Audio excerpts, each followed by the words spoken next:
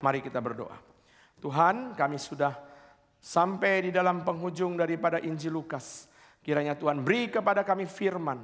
Hadirlah di tengah kami, sertailah hamba-Mu. Berkata-katalah dalam hati kami, supaya kami menerima isi hati Tuhan yang Tuhan inginkan untuk hidup kami. Dalam nama Tuhan Yesus kami berdoa. Amin. Silakan duduk. Saudara sekalian, kita bersyukur selama hampir 10 tahun kita merenungkan Injil Lukas 24 pasal. Dan sudah selesai pada minggu yang lalu. Dan hari ini kita bersama-sama akan melihat beberapa titik untuk menyimpulkan seluruh kitab ini. Injil Lukas ditulis oleh Lukas, seorang yang bukan Yahudi, seorang dokter dan seorang teman baik dari Rasul Paulus yang mendampingi Paulus sampai dengan akhir hidupnya. Dan saudara, Lukas seorang sejarawan dan seorang ahli ilmu pengetahuan, seorang ilmuwan yang menuliskan Injil dengan begitu teratur melalui penelitian yang hati-hati. Dan saudara sekalian, di antara seluruh buku dalam 66 kitab Perjanjian Lama dan Perjanjian Baru, hanya Injil Lukas dan Kisah Para Rasul yang ditulis seperti orang akademik di zaman modern.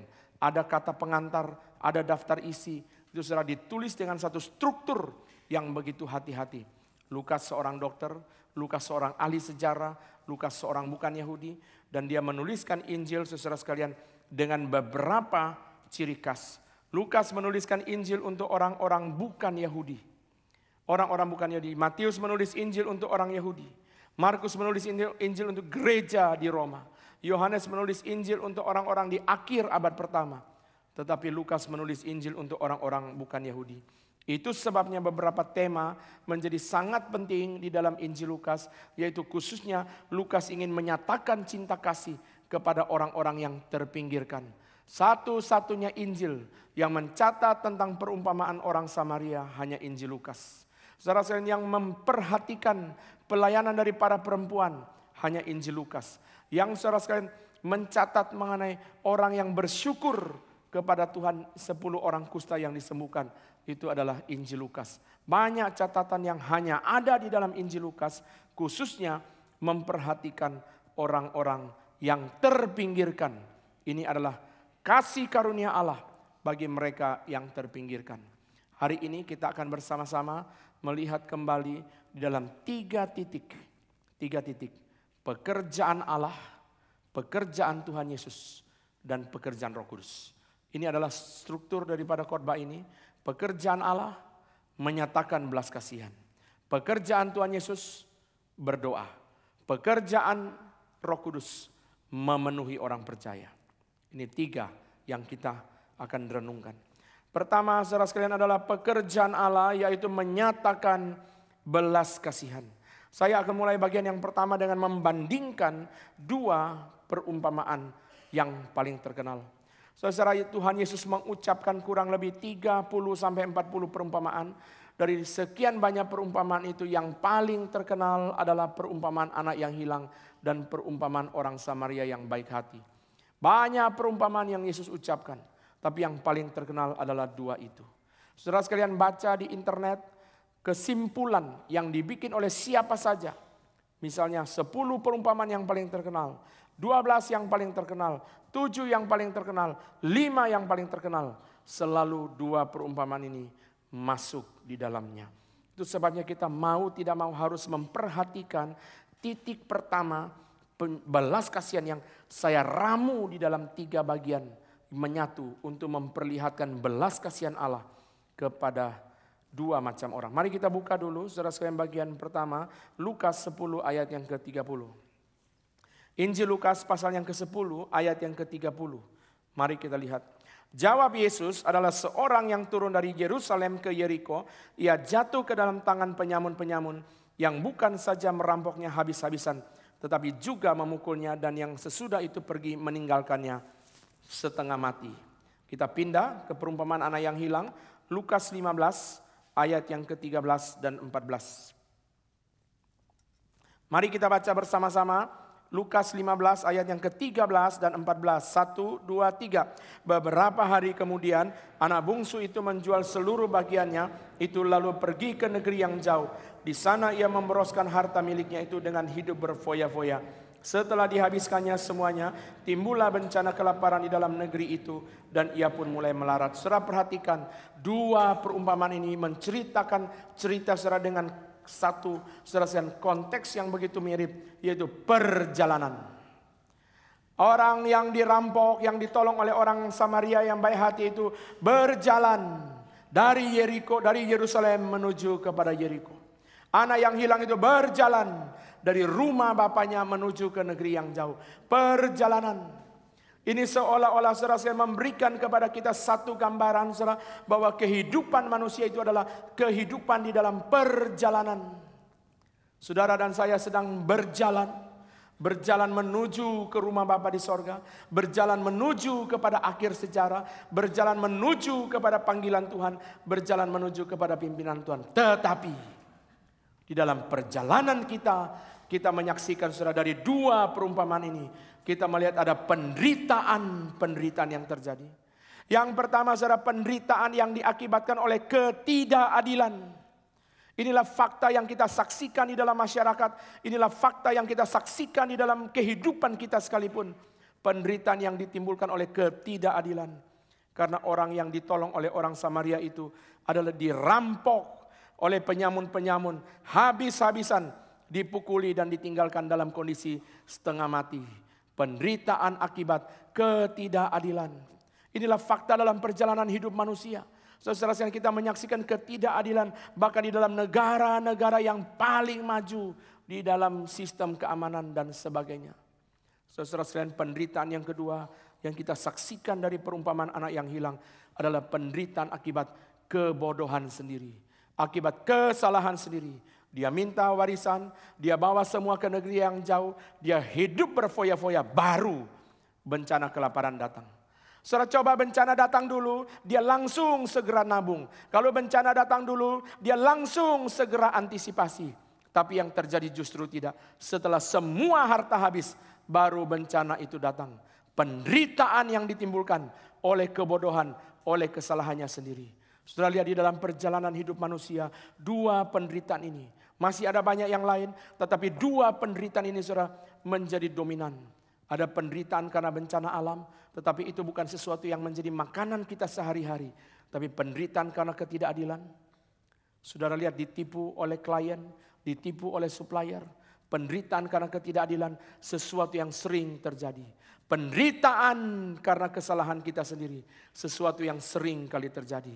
Dan dua perumpamaan yang paling terkenal ini mengcapture perjalanan hidup manusia yang disertai dengan dua penderitaan ini. Inilah fakta hidup kita yang kita tidak bisa hindari. Saudara, kita berjalan di dalam penderitaan-penderitaan. Dan saudara, di sini kita belajar. Seperti khotbah doa pagi kemarin. Kita harus belajar untuk memahami dan mendeskripsikan penderitaan kita dengan baik. Banyak orang percaya selalu bicara tentang solusi. Solusi di dalam penderitaan apa, solusi di dalam penderitaan apa, solusi di dalam penderitaan apa. Tetapi tidak ada dokter dari Albania sampai Zimbabwe yang bicara tentang solusi tanpa bicara tentang permasalahan lebih dulu. Semua dokter akan diagnosa, semua dokter harus memahami persoalannya dengan baik, baru dia memberikan solusi. Tapi banyak orang percaya sebelum kita memahami persoalan kita, sebelum kita memahami secara inti daripada kesulitan kita, kita sudah bicara solusi. Ini adalah sesuatu yang tidak bisa dipahami dan tidak bisa dilakukan oleh seorang dokter dimanapun negara di seluruh dunia ini. Dia harus pahami masalahnya apa, USG, CT scan, MRI, semua itu dilakukan supaya pahami persoalannya apa, baru berikan jalan keluar. Saudara lihat di sini, saudara sekalian, persoalannya adalah penderitaan akibat ketidakadilan, penderitaan akibat kebodohan dan kesalahan sendiri. Inilah persoalan. Tetapi di dalam konteks perjalanan hidup manusia dengan persoalan ini, pengharapan dari Tuhan itu tiba. Mari kita kembali kepada Lukas 15 ayat 20. Kita lihat lagi. Lukas pasal yang ke-15 ayat yang ke-20. Maka bangkitlah ia dan pergi kepada bapaknya. Ketika ia masih jauh, ayahnya telah melihatnya. Lalu tergeraklah hatinya oleh belas kasihan. Ayahnya itu berlari mendapatkan dia, lalu merangkul dan mencium dia. Belas kasihan. Lukas 10 ayat 33, mari kita lihat. Lukas pasal ke-10 ayat ke-33, mari kita baca bersama-sama. 1, 2, 3. Lalu datang seorang Samaria yang sedang dalam perjalanan ke tempat itu. Ketika ia melihat orang itu, tergeraklah hatinya oleh belas kasihan. Di dalam dua perumpamaan yang menceritakan tentang dua macam penderitaan, di dalamnya ada satu berita pengharapan yang sama, yaitu belas kasihan Tuhan datang melalui dua figur ini. Satu orang Samaria yang baik hati, satu bapa yang baik hati. Saudara, sekali lagi saya ulang kalimat tadi. Di dalam perjalanan hidup manusia yang didominasi oleh dua macam penderitaan. Penderitaan akibat ketidakadilan dan penderitaan akibat kesalahan. Ada satu berita pengharapan yang sama, yaitu belas kasihan Tuhan diturunkan kepada manusia. Di dalam dua perumpamaan ini, saudara, persis sama. Dua cerita yang berbeda, tetapi kalimatnya sama, berita pengharapannya sama. Tergeraklah hatinya oleh belas kasihan. Saudara, di dalam doa pagi kemarin kita merenungkan Mazmur 40. Dan kita merenungkan satu kalimat doa dari Mazmur 40. Kasih-Mu dan kebenaran-Mu kiranya menjaga aku selalu. Kasih-Mu dan kebenaran-Mu kiranya menjaga aku selalu. Dua kalimat ini akan menjadi dua kalimat kunci, dua kata kunci yang menghantar kita masuk ke dalam eksposisi surat-surat yang terpendek, yaitu 2 Yohanes dan 3 Yohanes yang membicarakan tentang kasih dan kebenaran. Kasih-Mu dan kebenaran-Mu kiranya menjaga aku selalu. Pemazmur dalam Mazmur 40 berdoa, kasih-Mu dan kebenaran-Mu kiranya menjaga aku selalu. Dia bukan hanya meminta Tuhan memberi kepada dia kasih. Dia bukan hanya meminta Tuhan memberikan kepada dia belas kasihan.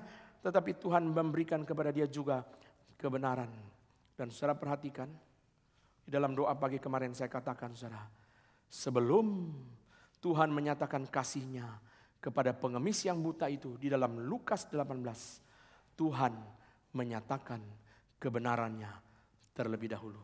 The truth of Christ comes first before the love of Christ. Kita selalu secara bicara kasih Tuhan, kasih Tuhan, kasih Tuhan. Tetapi di dalam Lukas 18, kebenaran Tuhan diberi dulu. Dari mana kita tahu kebenaran Tuhan itu diberi dulu? Karena saudara, ketika pengemis itu mendengar suara rame-rame, dia tanya, ada apa yang terjadi? Lalu saudara, orang beritahu, Yesus orang Nazaret sedang lewat.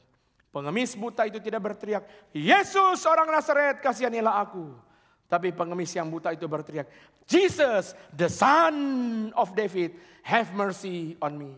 Tuhan anak Daud, Yesus anak Daud, kasihanilah aku saudara. Inilah kebenaran yang dia percayai. Inilah kebenaran yang dia yakini. Yesus bukan sekedar orang Nazaret, tetapi dia adalah anak Daud. Dia adalah Mesias, anak Allah yang hidup. Saudara lihat, kebenaran Allah datang lebih dulu daripada kasih Allah. Saudara sekalian, persis seperti di dalam doa di dalam Mazmur pasal yang ke-40. The truth of Christ comes first prior to the love of Christ.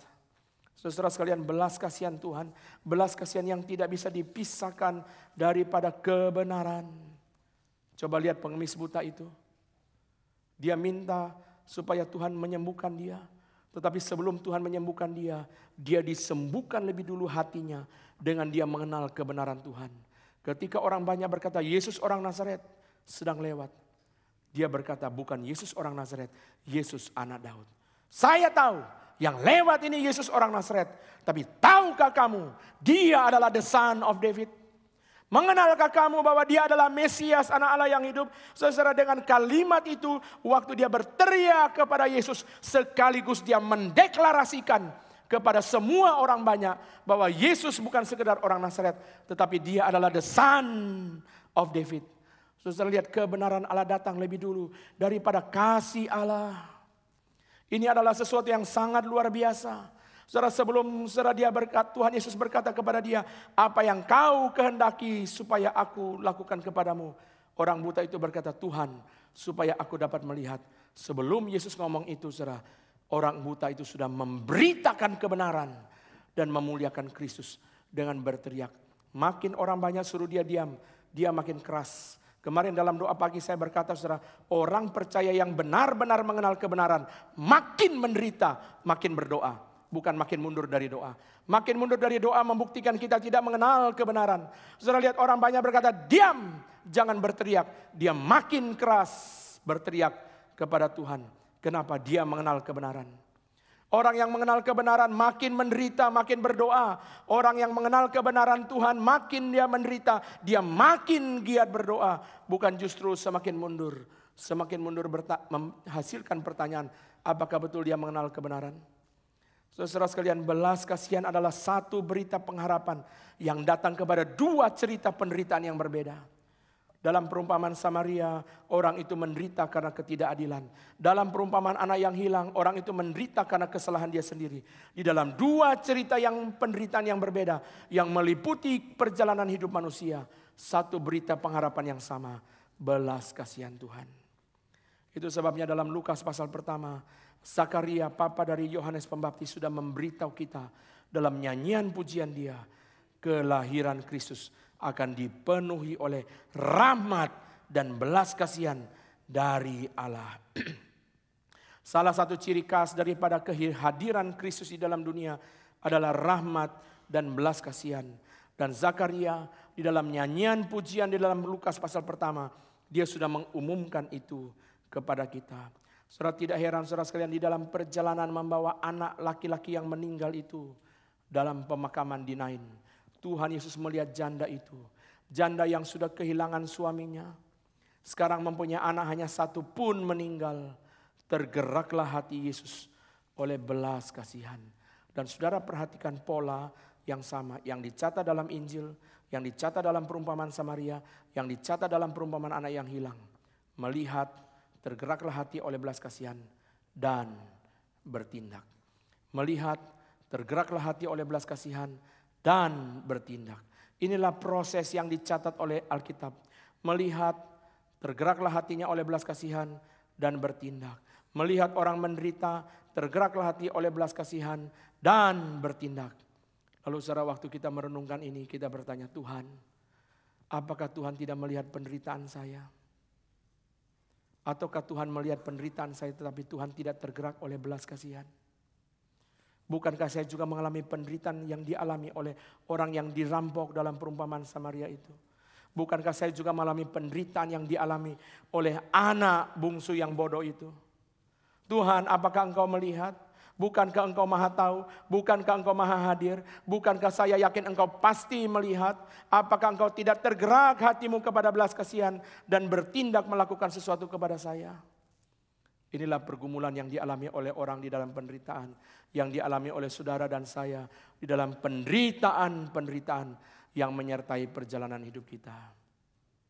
Saya juga bertanya pertanyaan yang sama seperti saudara bertanya. Tetapi kemudian satu ilustrasi menjadi jawaban bagi saya.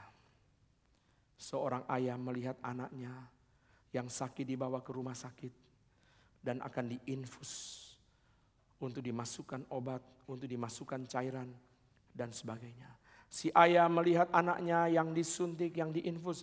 Dia begitu sedih. Kenapa anak saya harus diperlakukan ini? Saya mengasihi anak saya tidak mau dia diinfus. Saya tidak mau dia disuntik. Lalu saudara membayangkan, anak itu akan selama-lamanya lumpuh, selama-lamanya menderita. Harus terjadi, ditusuk tangannya oleh jarum. Kenapa? For your sake. Tuhan bukan tidak melihat saudara ditusuk oleh jarum infus. Tuhan melihat dan Tuhan mengizinkan untuk kebaikan saudara. Amin. Tuhan bukan tidak ada belas kasihan. Kalau Tuhan dengan keras mencabut, melarang suster itu memasukkan jarum infus, saudara selama-lamanya tidak akan disembuhkan. Saudara selama-lamanya tidak akan dioperasi. Saudara selama-lamanya penyakit saudara akan dibiarkan. Justru jarum infus itu adalah belas kasihan Tuhan. Tapi kita tidak mau. Kita memberontak, kita menolak. Seperti seorang anak kecil yang tidak mau ditusuk oleh jarum infus. Dia terus mencabut, dia terus mencabut. Itulah yang kita rasakan. Itulah yang kita pikirkan. Tuhan, saya tidak mau Tuhan. Tuhan, Engkau punya mata melihat penderitaan saya. Masakan Engkau membiarkan saya seperti seorang bayi umur 1 bulan yang ditusuk oleh jarum infus. Tuhan berkata, ini justru belas kasihanku. Justru aku mengasihi engkau. Engkau harus melewati proses ini. Tenang, sabar. Aku menyertai engkau. Setelah ini awan mendung itu akan lenyap. Cahaya pagi matahari akan terbit. Dan hidupmu akan berubah. Kamu pasti tidak enak, tapi kamu harus terima. Ini adalah belas kasihan Tuhan. Belas kasihan Tuhan yang diizinkan oleh Tuhan. Sehingga kita boleh mengalami penderitaan itu. Seperti yang saya tulis di Instagram. Orang Puritan itu berkata, Allah memakai kesulitan untuk melepaskan kesulitan. Tuhan yang bijaksana mampu memakai kesulitan untuk melepaskan kesulitan. Saudara sekalian, di dalam perjalanan hidup yang penuh dengan penderitaan ada belas kasihan. Saudara, kenapa saya mulai dengan bagian ini? Karena inilah Injil Lukas. Injil Lukas saudara yang peka kepada penderitaan manusia, yang peka kepada mereka yang dibuang, yang peka kepada mereka yang ditinggalkan. Saudara, Injil Lukas begitu peka. Itu sebabnya saudara sekalian 2 perumpamaan yang paling terkenal menceritakan tentang 2 penderitaan manusia di dalam sumber yang berbeda. 1 ketidakadilan, 1 karena kesalahannya sendiri. Tetapi 1 berita pengharapan yang sama diberi oleh Tuhan kepada manusia. Tetapi sampai di sini saudara sekalian, mau tidak mau kita masuk kepada 2 ironi. Setelah belas kasihan Tuhan diberikan di dalam 2 perumpamaan yang paling terkenal ini, kita masuk kepada ironi yang harus kita bicarakan. Sekalipun itu tidak enak. Pertama, ironi pertama, justru orang yang selalu dikorbankan, dialah yang tampil sebagai pahlawan. Ironi kedua, justru yang tidak pergi, dialah yang terhilang di dalam rumahnya sendiri. Ini 2 ironi.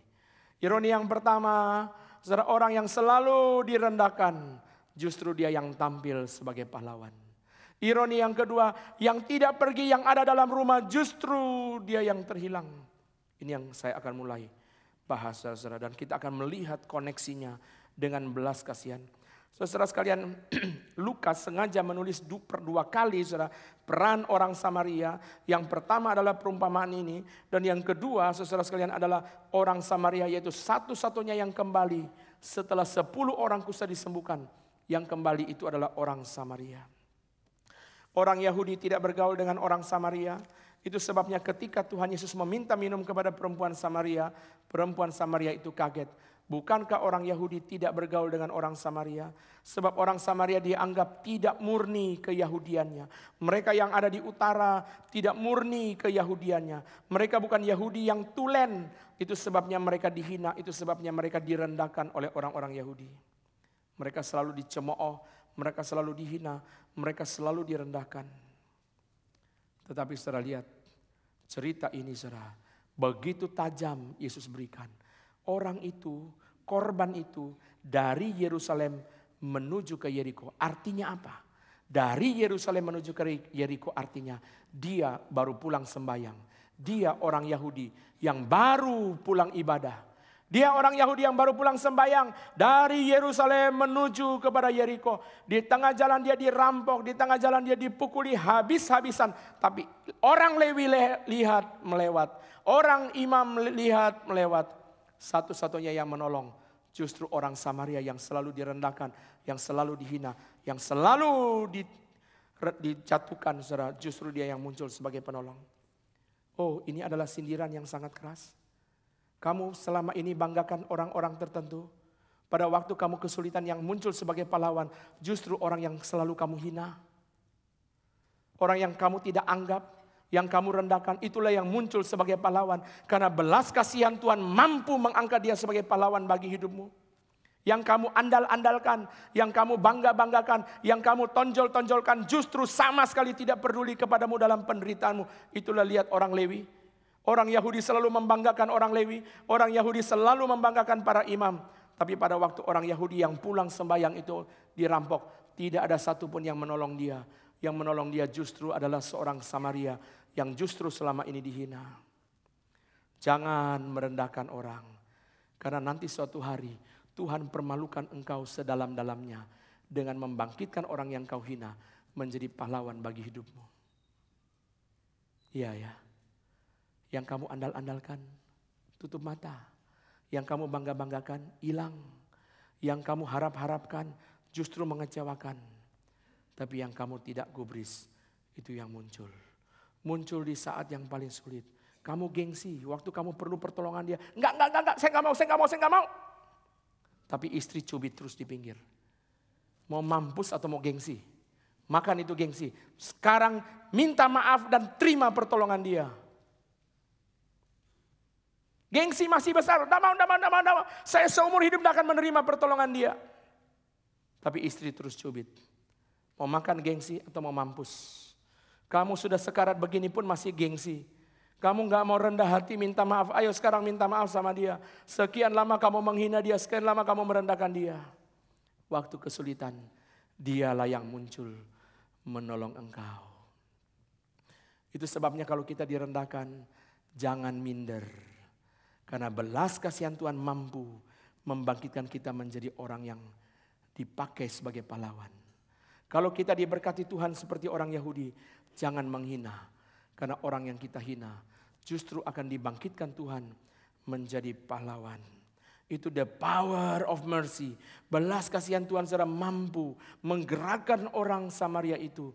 Sehingga dia tidak peduli semua luka hati yang ditimbulkan oleh orang Yahudi. Semua caci maki dia abaikan, semua hinaan diabaikan. Sekarang dia muncul sebagai pahlawan. Kalau saudara berada di posisi orang Yahudi yang dirampok itu. Coba saudara bayangkan muka saudara warna apa saudara? Merah, campur biru, campur kuning. Orang yang saya hina. Kok sekarang yang menolong saya? Jangan andalkan manusia. Karena waktu kita menderita seringkali tidak muncul dia. Dia hilang, saudara, belum tentu hilangnya sengaja. Kadang tidak sengaja pun, tapi dia hilang. Mari kita lihat saudara Lukas 15, saudara sekalian. Yang ada di dalam rumah justru terhilang. Mari kita lihat Lukas pasal yang ke-15. Saya memberikan kepada saudara 2 tanda bahwa orang anak sulung ini terhilang. Ayat yang ke-28, Lukas 15 ayat 28. Maka marahlah anak sulung itu dan ia tidak mau masuk. Lalu ayahnya keluar dan berbicara dengan dia. Setelah adiknya pulang, mereka bikin pesta. Dan kokonya pulang dari ladang, saudara sekalian. Dia tidak mau masuk ke dalam rumah. Saudara lihat ya. Di sini dia terhilang. Kenapa saya katakan dia terhilang? Karena dia tuan rumah berlaku sebagai tamu. Dia tuan rumah. Dia tidak sadar dia tuan rumah. Kenapa dia berada di luar dan papanya keluar untuk menyambut dia. Dia tuan rumah. Saudara, siapapun datang ke rumah kita, kita berhak masuk, kita tuan rumah. Mau KPK, mau polisi, mau jaksa, mau kasus apapun. Saudara keluar dari luar rumah datang, saudara sampai rame-rame orang, ada polis lain. Saudara berkata, saya tuan rumah. Saya punya hak atas rumah ini di hadapan hukum. Karena rumah ini nama saya. Setelah lihat anak sulung ini, dia bersikap sebagai tamu. Bukan sebagai tuan rumah. Dia tidak masuk rumah. Di sini kita tahu, dia terhilang. Ini pertama. Yang kedua, saudara lihat ayat yang ke-29. Tetapi ia menjawab ayahnya, katanya, telah bertahun-tahun aku melayani Bapa dan belum pernah aku melanggar perintah Bapa. Tetapi kepadaku belum pernah Bapa memberikan seekor anak kambing untuk bersuka cita dengan sahabat-sahabatku. Saudara lihat di sini, dia anak bersikap sebagai karyawan.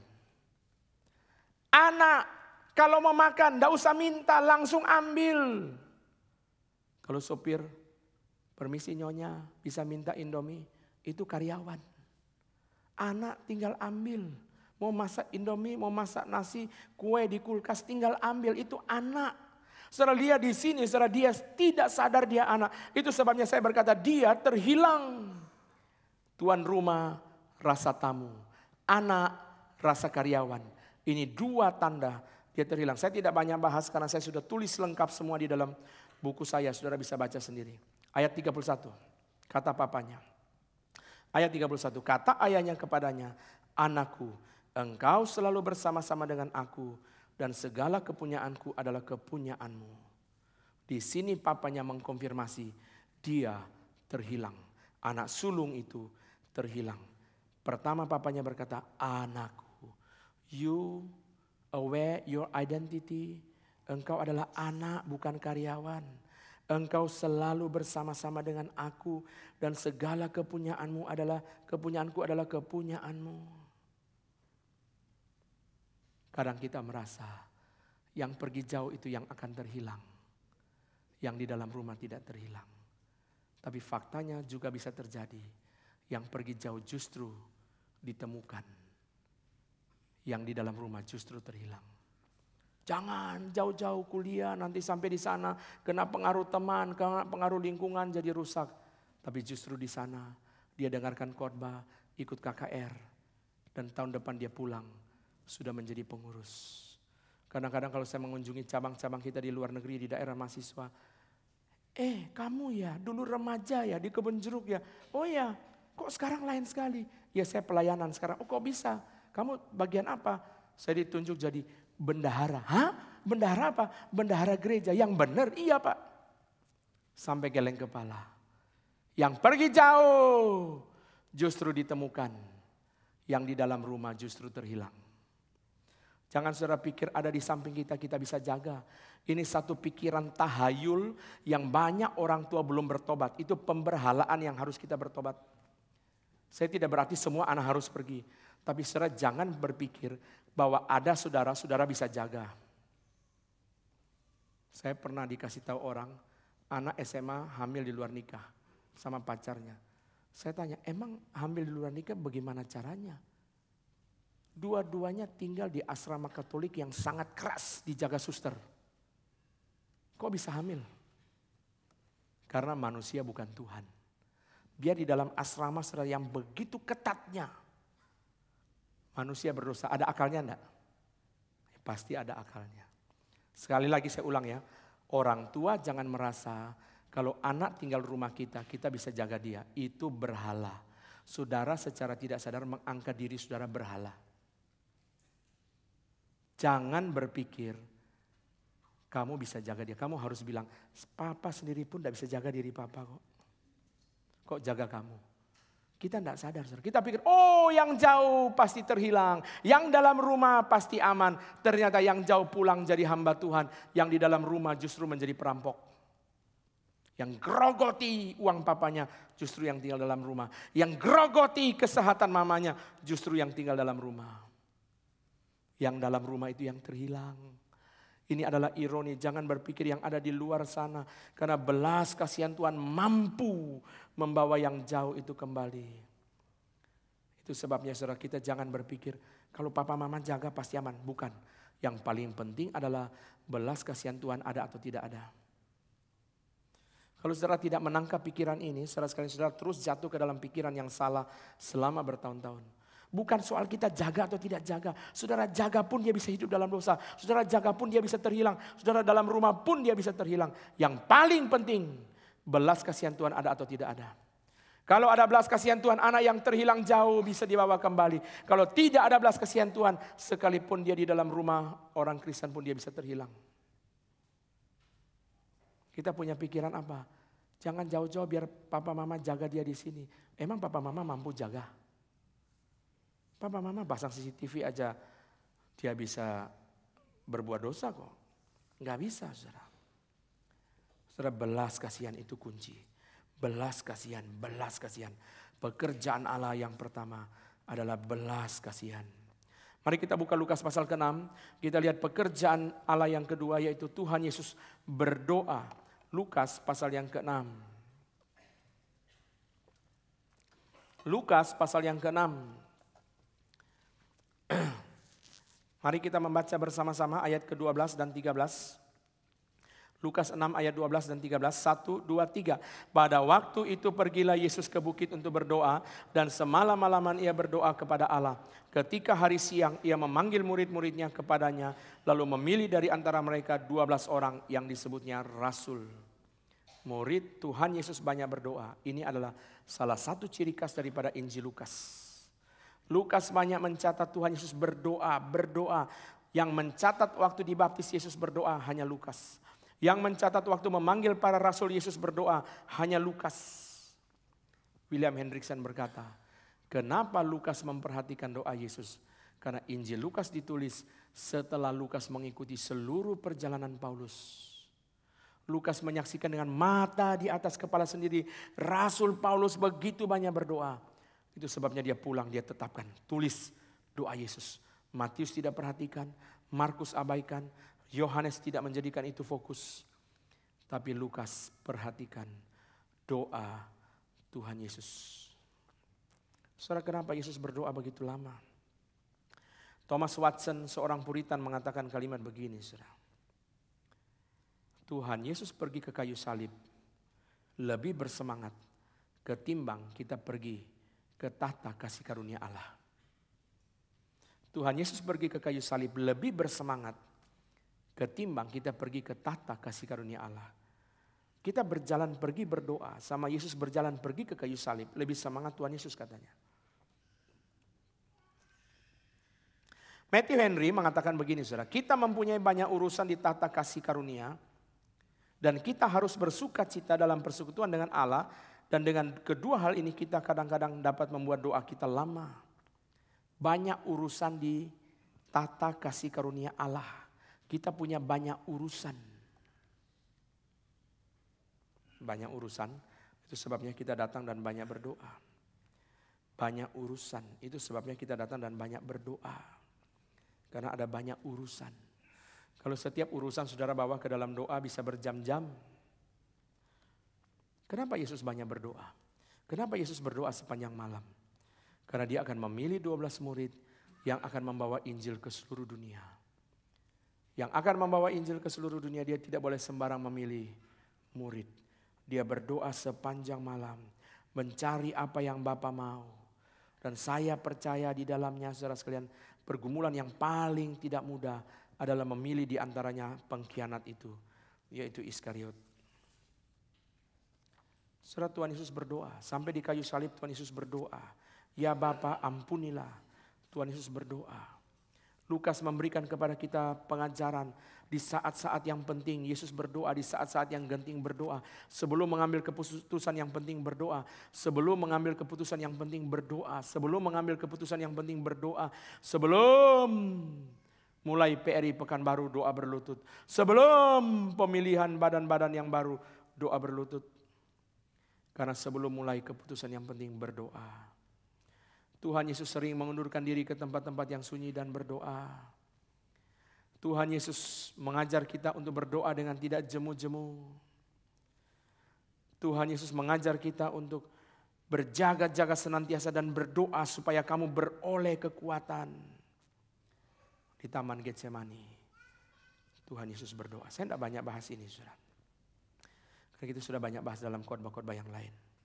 Saya mau masuk ketiga, pekerjaan Roh Kudus. Pekerjaan Allah, dia beri belas kasihan.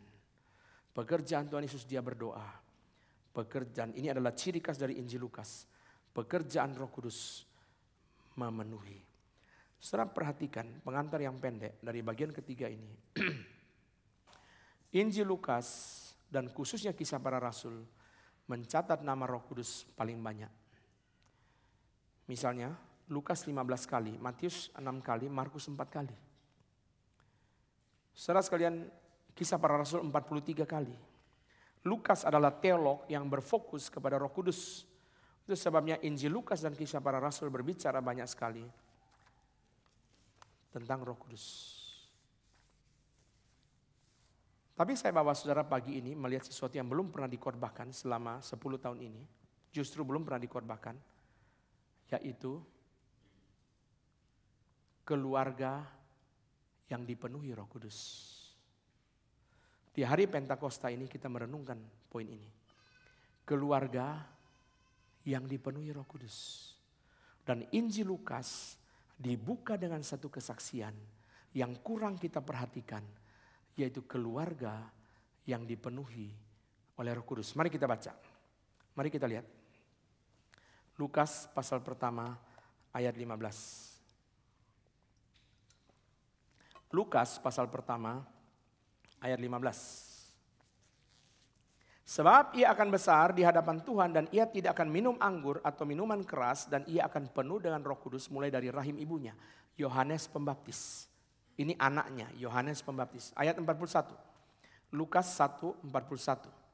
Dan ketika Elizabeth, ini mamanya, mendengar salam Maria, melonjaklah anak yang di dalam rahimnya. Dan Elizabeth pun penuh dengan Roh Kudus.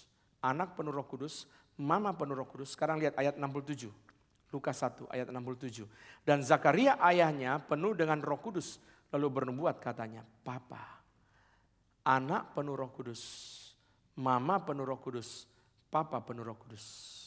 Seluruh Alkitab tidak ada cerita seperti ini, hanya di Injil Lukas. Satu keluarga terdiri dari 3 orang, 3-tiganya dicatat penuh Roh Kudus. Saya ulang ya, seluruh Alkitab dari Kejadian sampai Wahyu, belum pernah ada satu keluarga bulat-bulat dipenuhi Roh Kudus. Papa, mama, anak. Hanya keluarga Yohanes Pembaptis, dan itu hanya dicatat oleh Injil Lukas. Saudara, apa yang bisa kita belajar daripada cerita ini? Saya mulai dulu dari Yohanes Pembaptis. Saudara, Yohanes Pembaptis dikatakan dalam Lukas 1:15 penuh Roh Kudus dari rahim ibunya. Alkitab juga tidak pernah mencatat ada orang penuh dengan Roh Kudus dari rahim ibunya. Hanya Yohanes Pembaptis. Howard Marshall mengatakan saudara 3 penjelasan. Apa maknanya Yohanes Pembaptis dipenuhi Roh Kudus dari rahim ibunya? Howard Marshall beri 3 penjelasan. Pertama, tandanya Yohanes Pembaptis dipilih Allah sejak dari rahim ibunya. Kedua, Yohanes Pembaptis dikuduskan sejak dari rahim ibunya. Ketiga, Yohanes Pembaptis disertai Allah sejak dari rahim ibunya. Saya ulang ya. Apa artinya Yohanes Pembaptis penuh Roh Kudus dari rahim ibunya?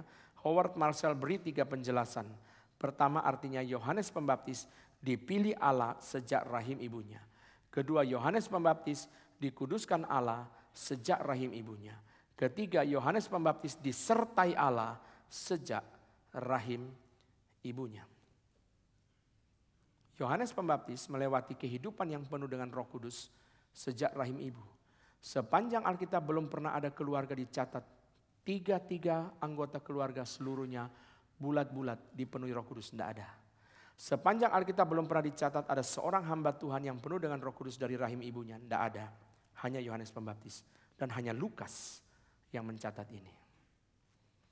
Saudara lihat di sini, saudara, kita melihat 3 fitur daripada kehidupan Yohanes Pembaptis yang juga kita temukan di dalam kehidupan daripada papa mamanya. Saudara, yang pertama, saudara, Yohanes Pembaptis yang dipenuhi Roh Kudus sejak rahim ibunya hidup untuk kemuliaan Kristus. Yohanes Pembaptis berkata, Kristus harus makin besar, aku harus makin kecil. Hidup untuk kemuliaan Kristus. Kemuliaan Tuhan.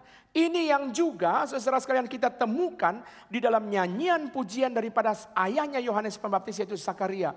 Zakaria memuliakan Tuhan untuk kelahiran Yesus dan untuk kelahiran Yohanes Pembaptis.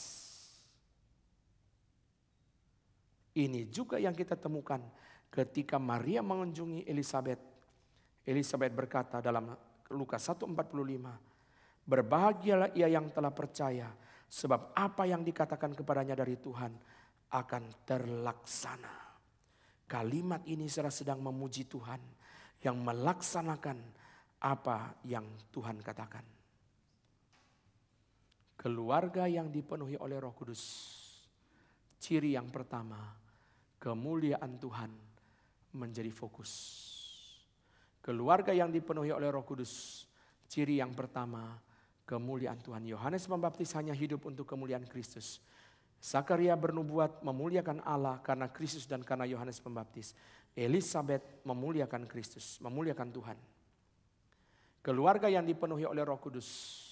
Dari kesaksian Injil Lukas, ciri yang pertama adalah kemuliaan Tuhan. Berfokus kepada kemuliaan Tuhan. Tapi hidup kita gak begitu ya. Karena kita kepengen anak pinter supaya papa dimuliakan.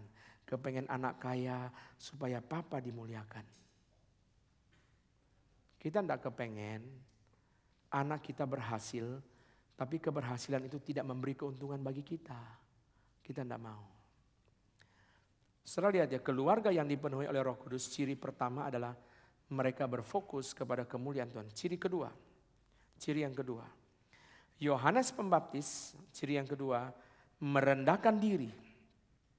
Yohanes Pembaptis berkata, di hadapan Kristus membuka tali kasutnya pun aku tidak layak.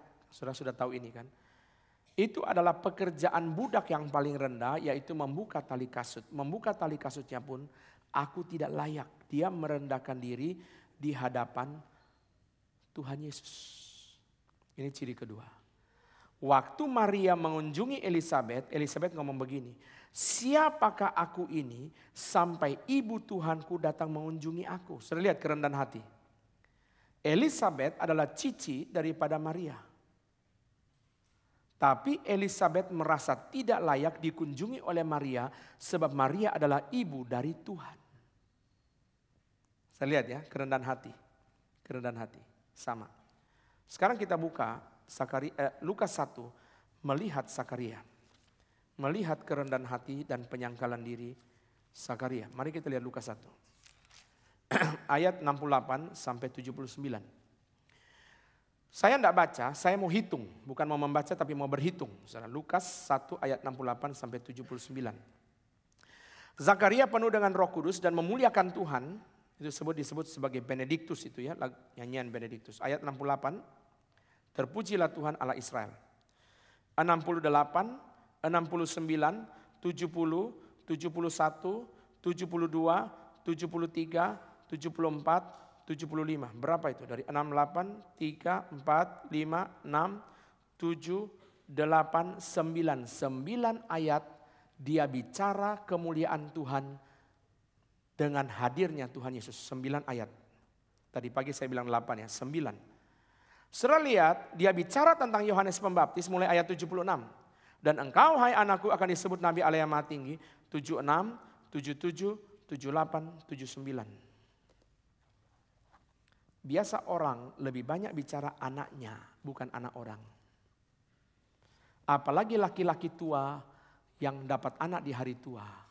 Dia akan banyak bicara tentang anaknya. Tapi Yohanes Pembaptis tidak, Kristus.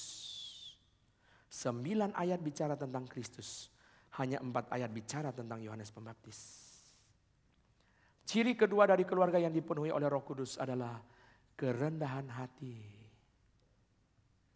Tidak banyak bicara anaknya. Saudara, orang sudah kepengen punya anak, begitu ada saudara di mana-mana anak, saudara Instagram anak, Facebook anak, saudara anak, terus tiap hari postingnya anak, terus flexing, ya. Yohanes Pembaptis bicara 9 ayat mengenai Yesus dan hanya 4 ayat mengenai Yohanes Pembaptis. Itu Zakaria, papanya. Tidak mau banyak bicara. Kristus dan Kristus dan Kristus. Itu sesuai dengan ciri yang pertama. Kemuliaan Tuhan. Ciri yang kedua adalah kerendahan hati. Keluarga yang dipenuhi Roh Kudus cirinya apa saudara? Sama ya. Papa, mama, anak sama. Makanya saya tidak banyak bicara tentang khotbah Yohanes Pembaptis. Karena Elisabet tidak berkhotbah, Zakaria tidak berkhotbah. Ciri ketiga. Ciri yang ketiga, saudara-saudara sekalian. Yohanes Pembaptis menyangkal diri. Dikatakan dia tidak minuman keras. Dia makannya belalang. Makan belalang gampang kenyang enggak saudara? Sudah 1 karung belum kenyang-kenyang saudara ya. Dagingnya tipis, saudara, kayak tisu saudara ya. Saudara lihat ya. Menyangkal diri saudara. Itu sebabnya Darrell Bock mengatakan a life of discipline. William Lane mengatakan a man of wilderness. Minum madu, saudara. Saudara tahu ya, minum madu itu saudara sekalian, makan madu itu saudara kelemahannya apa? Perlu air, betul gak? Saudara 1 sendok aja saudara langsung gatel, kepengen air. Saudara belalang madu hutan, jubah ikat pinggang, jubah bulu unta, ikat pinggang kuda. Keren banget ya. Jubah bulu unta, itu dari Hermes apa dari Prada? Bukan, gunting sendiri saudara. Dia gunting sendiri, saudara sekalian, dia pasang sendiri, tidak karu-karuan. Setelah lihat life of discipline, menyangkal diri. Tadi kita bicara, saudara Zakaria menyangkal diri. Dia rendah hati dan menyangkal diri, dia tidak banyak bicara tentang anaknya. Kita melihat saudara sekalian, hal yang sama juga terjadi pada Elisabeth ayat 24, Lukas 1. Mari kita lihat. Lukas 1 ayat 24 dan 25, Lukas 1. 24. Beberapa lama kemudian Elisabeth istrinya mengandung dan selama 5 bulan ia tidak menampakkan diri, katanya, inilah suatu perbuatan Tuhan bagiku dan sekarang ia berkenan menghapuskan aibku depan orang. Loh, justru kalau aib sudah dihapus muncul dong. Pamer. Tunjukkan kepada orang. Zakaria tidak memamerkan anaknya, Elisabeth tidak memamerkan kandungannya. Saudara lihat, sama ya? Sama. Apa itu saudara sekalian? Humble and self-denial. Zakaria tidak memamerkan anaknya, Elisabeth tidak memamerkan kandungannya. Siapa pasangan tua yang tidak ingin pamer kalau punya anak, saudara? Ciri khas keluarga yang dipenuhi oleh Roh Kudus yang ketiga adalah menyangkal diri. Menyangkal diri. Elisabeth 5 bulan berdoa. 5 bulan tuh lama loh. Saudara 5 bulan baru saudara beritahu orang saudara hamil. Itu lama enggak? Orang saudara sekalian hamil belum jelas aja sudah beritahu. Ma, aku hamil. Ternyata dokter bilang ini hamil anggur. Belum betul aja dia udah umum-umumkan. Indah ya. Saudara kepengen enggak jadi keluarga seperti ini? Keluarga yang dipenuhi Roh Kudus. 3 ciri. Pertama, fokusnya adalah kemuliaan Tuhan. Kedua, kerendahan hati. Sama. 3 sama. Saya tidak bicara Yohanes Pembaptis khotbah berani menegur dosa, saya tidak bicara karena itu tidak ada di Zakaria sama Elisabeth. Jadi saya tidak bicara. Ciri pertama fokus kepada kemuliaan Tuhan. Kedua kerendahan hati. Elisabeth bilang, saya ini siapa? Kok ibu Tuhan sampai mau mengunjungi saya? Padahal dia kakak loh. Ciri yang ketiga, penyangkalan diri. Zakaria tidak mau banyak bicara tentang anaknya. 9 ayat bicara tentang Yesus. Hanya 4 ayat bicara tentang anaknya. Elisabeth tidak mau pamer kandungan. Zakaria tidak mau pamer anak. Siapa orang tua yang tidak kepengen pamer anak? Kalau anak dapat beasiswa di luar negeri, anaknya di mana? Ya, di seberang sana. Gak mau ngomong-ngomong ya kita pamer, udah puji Tuhan ya. Sekalipun mulutnya puji Tuhan tapi hatinya bangga. Saudara lihat Zakaria ya. Orang yang penuh Roh Kudus itu kata Oswald Sanders bukan ditentukan oleh perasaan yang meluap-luap. Orang yang penuh Roh Kudus itu adalah ada ciri khas ketaatan dalam diri mereka. Oswald Sanders mengatakan orang yang dipenuhi Roh Kudus itu bukan dicirikan oleh perasaan yang meluap-luap. Tapi ketaatan di dalam hidup mereka. Jadi keluarga yang dipenuhi Roh Kudus itu bukan keluarga yang ketawa terus sampai tetangga apartemen itu kesetrum apa mereka ya. Kok pagi ketawa, siang ketawa, malam ketawa, udah error itu ya, udah kerasukan itu. Bukan begitu. Setelah memuliakan Tuhan, kerendahan hati, penyangkalan diri. Ini 3 ciri keluarga yang dipenuhi Roh Kudus. Sayang ya, Lukas sudah selesai. Masih banyak yang belum dikhotbahkan. Buktinya di khotbah yang terakhir pun masih ada yang belum dikhotbahkan. Saya mau tutup dengan ayat hafalan, saudara. Mari kita hafal ayat ini. Lukas 12 ayat 12. Inilah yang kita minta Roh Kudus lakukan kepada kita. Mari kita baca 2 kali dan kali ketiga, kali keempat kita hafal. Lukas 12 ayat 12. 1, 2, 3. Sebab pada saat itu juga Roh Kudus akan mengajar kamu apa yang harus kamu katakan. Sekali lagi. Sebab pada saat itu juga Roh Kudus akan mengajar kamu apa yang harus kamu katakan. Mari kita hafal dengan lokasinya. 1, 2, 3. Lukas 12 ayat 12. Sebab pada saat itu juga Roh Kudus akan mengajar kamu apa yang harus kamu katakan. Terakhir, Lukas 12 ayat 12. Sebab pada saat itu juga Roh Kudus akan mengajar kamu apa yang harus kamu katakan. Waktu kamu dianiaya, Roh Kudus mengajar kamu. Mengajar kamu apa yang harus kamu katakan. Mengajar kamu apa yang harus kamu lakukan. Itulah keluarga yang dipenuhi Roh Kudus adalah keluarga yang rela diajar oleh Roh Kudus. Apa yang harus mereka lakukan. apa yang harus mereka katakan. Mari kita bangkit berdiri. Bapak Robert Tobing akan maju ke depan memimpin kita di dalam doa untuk meresponi firman Tuhan. Bapak Robert Tobing akan maju ke depan memimpin kita dalam doa meresponi firman Tuhan. Mari kita tundukkan kepala, kita masuk ke dalam doa.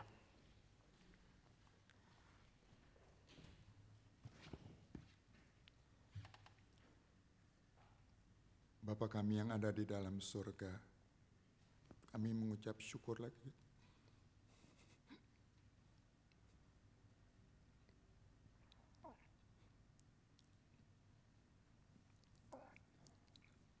Terima kasih ya Tuhan untuk pengajaran Tuhan pada hari ini.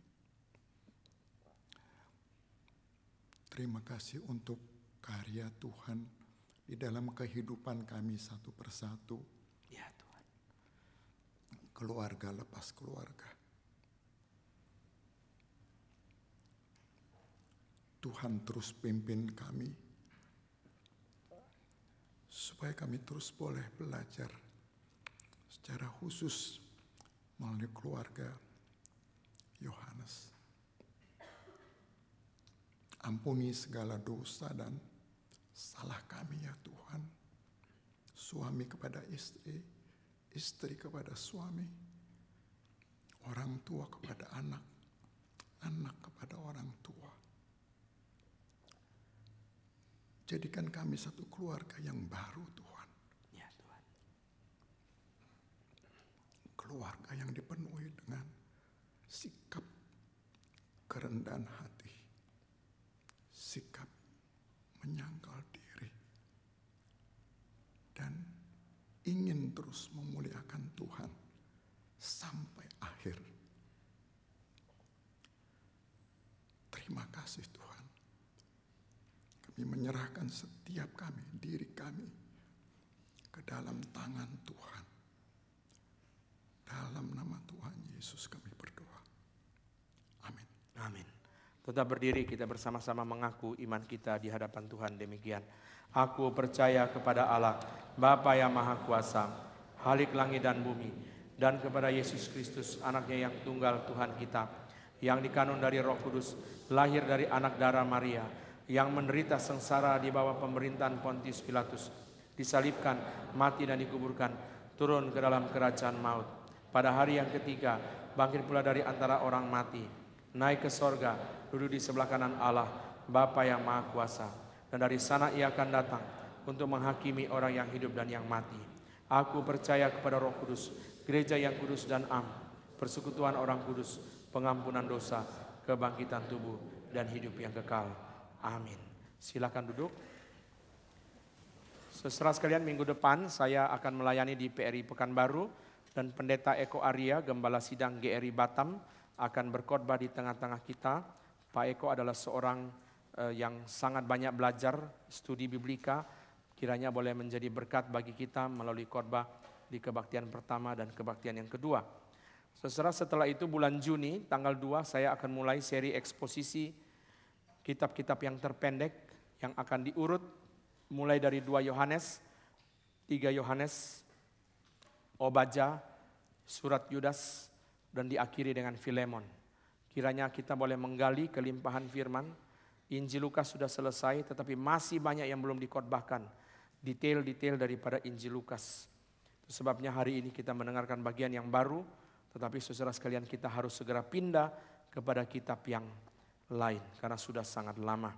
Mari kita mendengarkan klip daripada NRITC untuk mempersiapkan para orang tua mendaftarkan anak-anak masuk ke dalam retret remaja. Saya persilakan. Satu generasi akan hanyut jikalau tidak ada pemuda-pemudi yang bermutu, yang sadar apa tugasnya. Dan kita sadar tugas ini penting, bukan saya penting. Tuhan merubah manusia, Tuhan menyelamatkan manusia, dan Tuhan mengutus manusia menjadi hambanya. Lihatlah domba Allah yang mengangkut dosa dunia. Itulah, lihat dia. Lalu banyak orang bilang, siapakah dia? Dia anak domba Allah. Apa artinya? Kamu yang berdosa. upah dosa adalah maut. Tetapi aku tidak mau kamu mati. Maka aku menyembelih domba supaya dia mati mengganti engkau. Saya berdosa, ada domba yang mati bagi saya. Bukankah engkau masih ingat? Bukan Alkitab mengatakan korban dosa, korban pengampunan, korban itu semua menyembelih domba yang mati mengganti kita supaya kita diperkenan oleh Allah. Mesias itu raja, Mesias itu adalah yang berkuasa. Dunia dari mana? Dunia kemana? Manusia bagaimana jatuh? Manusia bagaimana disempurnakan? Manusia berdosa yang harus dihukum. Manusia yang di dalam Yesus Kristus akan mendapatkan hidup yang kekal. Mari kita bersama-sama mempersiapkan anak-anak kita mengikuti retret remaja tanggal 1 sampai 4 Juli. Dan ada early bird, juga saudara retret untuk anak sekolah minggu dari tanggal 25 sampai 27 Juni, yaitu Bible Camp Nasional. Buku-buku tentang Roh Kudus disediakan di bawah untuk Bapak Ibu bisa membeli setelah kebaktian di dalam hari Pentakosta ini. Kemudian saudara sekalian, kebersamaan akan diadakan pada hari Kamis, hari libur, tanggal merah. Mari kita berkumpul di gereja, saling mengenal, bersekutu, mendengar firman, bermain bersama-sama, dan kita boleh bertumbuh di dalam pengenalan sebagai gereja Tuhan. Dan saudara sekalian, tadi sudah diumumkan bahwa klip daripada seminar kebangunan bisa diedarkan oleh kita masing-masing melalui Instagram, WA, dan sebagainya. Sore hari ini Bapak Ibu diundang untuk boleh membagikan video klip. Bapak Ibu bisa ambil di bawah setelah kebaktian, bisa minta di-sharekan kepada saudara untuk saudara boleh upload.